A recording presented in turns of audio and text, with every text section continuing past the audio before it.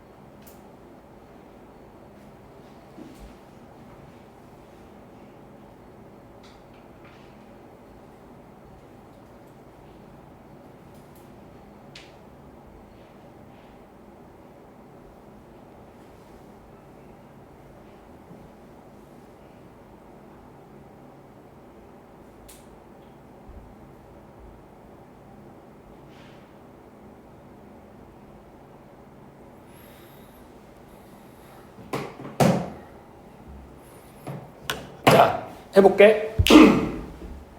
그러니까 뭔가 연결어가 들어가 있는 문장은 좀 더 여러분들이 좀 더 신경 써야 된다는 걸 의미해. 그러니까 얘기 기억나지? 글이 시작과 끝이 있을 때 보통 모의고사건 고등내신 독해건 16줄 정도로 구성되는데 여러분들이 시작과 끝을 동일하게 읽으면 안 돼요. 제 말 이해되세요? 내 말 이해돼? 조금 중요하지 않은 건 조금 빠르고 또는 라이트하게 읽고 뭔가 조금 중요한 문장은 좀 더 시간을 들여서라도 거기를 좀 더 세세하게 봐야 되는 거야. 지금 이해되시죠? 그게 수능과 고등 독해 내신의 핵심 포인트야. 왜? 중학교 내신은 여러분도 아시다시피 내용 자체가 쉬워. 그치? 그러니까 일반적인 사실이잖아. 뭐 예를 들어 너 대치지? 대치 몇 과 들어갔어? 이번에 3, 4가? 3, 4, 5가? 뭐 그거잖아. 뭐 어디 무슨 뭐 벽화를 무슨 그림을 그리러 갔는데 뭐 그림을 그려주니까 막 동네가 막 밝아가지고 막 되게 좋아하더라. 막 그런 내용이잖아. 뭐 갑자기 막 구멍을 막 졸라게 파는데 막 힘들어 죽겠는데 막 빨리 파래. 뭐 이런 거. 그러니까 내용 자체가 일반적인 사실이란 말이야. 그러니까 되게 쉬운데 고등학교는 보시면 알겠다시피 지문 자체가 추상적이기 때문에 어떤 게 중요한 문장인지, 어떤 거는 그냥 내가 좀 라이트하게 읽어야 되는지, 어떤 거는 내가 정답의 근거가 절대 아니라고 생각을 해야 되는지라고 조금 따로따로 해야 될 필요가 있는 거예요. 내 말이 이해돼요? 그냥 주주주주주주 해석하면 안 돼. 자, 그럼 봐봐. 연결어가 있기 때문에 사실 이 문장이 가장 중요한 문장이라고 볼 수 있겠죠. 그치? 그럼 볼게. 자, 아까 봤듯이 분명히 칸트는 법을 찬성해. 근데 그러나라고 나왔어. 근데 봐봐. 그러나 그의 신념 어떤 거? 반드시 해야 되는 발전. 여기서 말하는 반드시 해야 되는 발전이라는 건 이 사람은 뭐를 찬성하기 때문에? 법을 찬성하기 때문에 법의 테두리 안에를 의미하겠죠. 그치? 근데 법을 지키는 것이 뭐는 아니야. 그냥 단순히 인간 본성이 굉장히 뭐하기 때문에 낙천적이거나 인간 본성이 굉장히 심오하기 때문은 아니라는 거야. 여기까지 이해됐어? 오히려 on the contrary 이와는 반대로. 그러면 봐봐. 여기서 이와는 반대로는 칸트가 법을 찬성한다는 거에 반대가 아니라 뭐의 반대야? 그렇지. 윗문장에 그냥 단순히 사람들이 그냥 무조건 다 낙천적이어서 그냥 뭐 발전이 된다를 반대하는 거잖아. 내 말 이해돼? 이해돼? 그럼 또 여기서 하위문은 또 뭐를 반대하는 거야? 이 사람이 법을 찬성하는데 알고 보니까 법을 반대하는 게 아니라 이 사람은 법을 찬성하는데 그러나 뭐하는 반대다? 그렇지. 법을 찬성하긴 하지만 법을 어떤 기준으로 찬성하진 않는다는 얘기야? 그냥 사람들이 그냥 무조건 착하니까 법을 지켜야 된다가 아니라는 얘기예요. 지금 이해되시죠? 그러면 오히려 그냥 무조건 사람들이 착하니까 법을 지켜야 된다가 아니라 오히려 칸트는 누구의 생각과 비슷하다? 홉스의 생각과 비슷하대. 그럼 봐. 홉스의 생각과 비슷하대. 누가 칸트의 생각이야? 그럼 칸트와 홉스의 생각은 같다는 얘기죠. 여기까지 이해되세요? 그럼 아까 칸트는 법을 찬성합니까? 반대합니까? 찬성했지. 그럼 홉스도 당연히 법을 찬성하는 데서 반대하겠어. 찬성하는 거야. 근데 여기서부터 그러면 얘는 분명히 칸트는 분명히 법을 막 찬성한다고 했는데 얘는 그러면 법을 반대하겠구나 라고 해석하니까 몇 번 고른다? 그렇지. 2번 같은 거 고르는 거죠. 아시겠죠? 됐니? 왜? 뭐가 아니다? 그렇지. 법만이 공평한 시스템을 지지해주는 게 아니다. 그럼 법이 별로라는 얘기잖아. 그치? 그래서 약간 2번만이 골라요. 알겠니? 해석을 완전 거꾸로 한 거죠. 그쵸? 네, 2번 정답 아니에요. 됐습니까? 됐죠? 네. 자, 그럼 볼게, 그러면. 자, 이제 잘 봐. 자, 그러면 이 홉스의 생각과 칸트의 생각은 뭐다? 같아. 그래서 옆에 보시면 자, 사람들이 뭐해? 폭력적이야. 또 갈등을 불러일으켜. 이런 본성 때문에 반드시 필요하대. 뭐가? 아주 효율적인 법적인 둘레가 뭐를 하기 위해서? 평화를 지키기 위해서. 그럼 법이 필요하다는 얘기야? 필요 없다는 얘기야? 필요하다는 얘기죠. 근데 정확히 여기 무슨 내용 나왔어? 법이 필요하다는 내용이 나왔음에도 불구하고 아이들은 뭔가 하해 보니까 뭔가 얘의 생각이 반대라고 느끼는데 근데 좀 이상하기는 해. 그래도 하해 보니까 당연히 얘는 법을 반대한다는 얘기겠지. 그러면 뭔가 다른 얘기 나오고 넘어간다니까. 뭔가 이상하면서도 넘어간다니까 그냥. 됐지? 자, 그래서 우리는 뭐가 중요한 게 아니야? 당연히 사람들의 의지가 중요한 게 아니라. 그럼 여기서 말하는 사람들이 착해, 사람들이 좋아는 뭐의 패러프레이징이야? 그렇지, 위쪽이 아토미스틱이죠. 알겠습니까? 그러니까 세상이 올바르게 돌아가려면 사람들이 착한 게 문제가 아니라 뭐가 필요하다는 얘기? 법이 필요하다는 얘기. 지금 이해되세요? 그래서 자, not이 법비잖아. 자, cannot. 그렇지. 사람들이 착한 게 아니라 뭐 때문에? 그렇지. 아무리 나쁜 사람들이 살고 있는 세상도 결국 뭐를 하기 위해서는 in harmony. 조화를 이루기 위해서는 반드시 뭐가 필요하다? 모든 시민들에게 동등하게 법적인 시스템이 필요하다는 얘기야. 맞지? 이해되시죠? 그럼 봐 얘들아 이제 느낌 오지? 중간에 하회벌로 약간 여러분들을 현혹시키긴 했지만 사실 단 한 번도 칸트의 주장에 변화는 없었어. 왜? 칸트 뭐가 필요해? 법이 필요해. 왜? 법이 있어야 사람들이 잘 먹고 잘 살아. 그치? 왜 법이 필요하냐면 사람들이 착해서 잘 먹고 잘 사는 게 아니야. 뭐다? 법을 지켜야 사람들이 잘 먹고 잘 살아. 아까 다시 말했지? 사람들이 착해서 잘 먹고 잘 사는 게 아니라니까? 분명히 나쁜 사람들도 있어. 그렇기 때문에 세상이 잘 먹고 잘 살려면 뭐가 필요하다? 법이 필요해. 여기까지 이해됐어? 됐죠?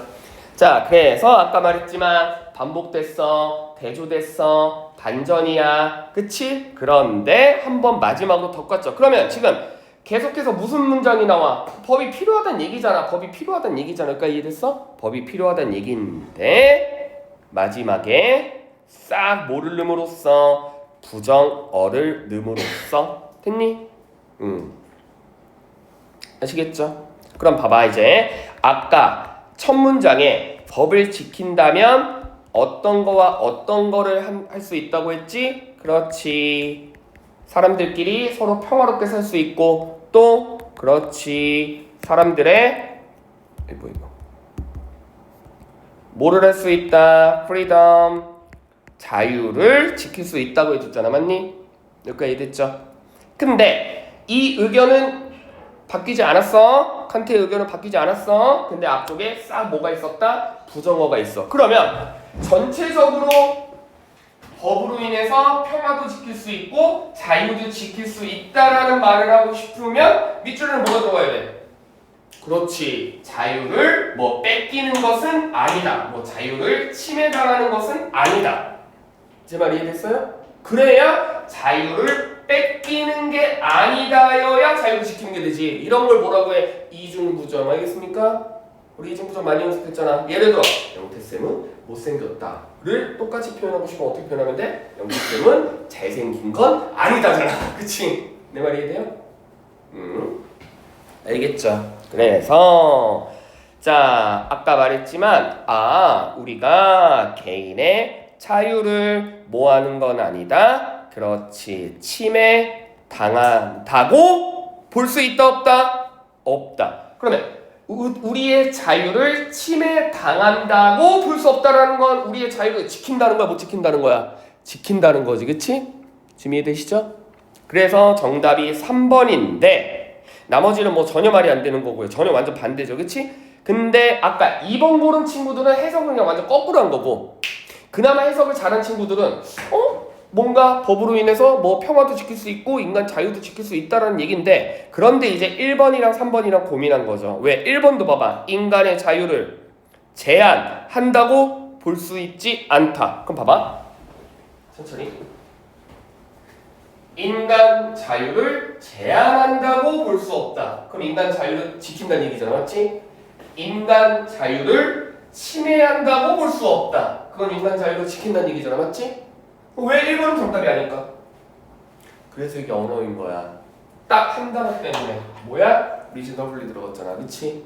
그럼 reasonably 들어가면 해석이 어떻게 된다? 이게 없으면 그냥 인간 자유를 침해한다고 볼 수 없기 때문에 인간의 자유를 법으로 인해 지킨다는 얘기가 되는데 인간 자유를 합리적으로 제한한다고 보기는 힘들다라는 경우는 결국 합리적이지 않다는 얘기가 되잖아. 지금 이해되시죠? 이해되시죠? 근데 칸트는 법에 대해서 찬성이야 반대야? 찬성이야. 그럼 당연히 합리적이라고 보겠어? 합리적이지 않다고 보겠어? 합리적으로 보겠지. 이해되십니까? 그래서 해석도 비슷하지만 딱 한 단어, 요 단어 때문에 우리가 뭐다? 그렇지. 오답을 피할 수 있어야 돼. 그래서 최종적으로 3번을 정답으로 고를 수 있었어야 됩니다. 지금 이해되시죠? 그래서 앞으로 어떻게 공부 방향을 어떻게 세워야 되는지 알겠지? 그치? 그치? 이거 그냥 대충 해석하면 머리에 뭐밖에 안 남아? 뭐 칸트밖에 안 남아. 지금 이해되시죠? 됐죠? 네. 그래서 우리가 자꾸 어떤 표현이 계속 반복되는지 결국 작가가 이걸 찬성하는지 반대하는지 또는 뭔가 대립구조가 형성이 되진 않는지 지금 이해되세요? 자꾸 이런 거를 좀 따지면서 풀어야 돼. 알겠지? 자, 그래서 제일 난이도 높은 거 한번 해봤습니다. 그러면 좀 쉬었다가 이제 조금 가벼운 걸로 좀 해볼게요. 화장실 갔다 오세요.